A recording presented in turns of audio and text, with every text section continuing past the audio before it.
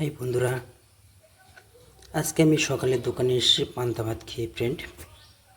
তবু আজকে একটু খিদা লাগছে, সেই জন্য আমি দোকানে বসে আমি একটি মুদিখানার দোকান থেকে একটি বিস্কুটের প্যাকেট নিয়ে আসলাম। এই যে দেখতে পাচ্ছেন, এই হচ্ছে সেই একটা ম্যারি বিস্কুটের প্যাকেট। এই প্যাকেটটি এখন আমি খাবো। কেন জানি না, আজকে আমাকে খুব খিদে লেগেছে। বাড়িতে আমি অবশ্য পান্তা খেয়ে এসেছি।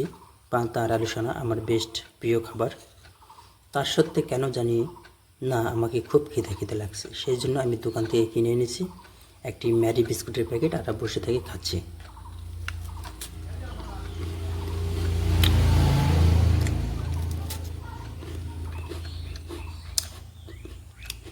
তো বন্ধুরা,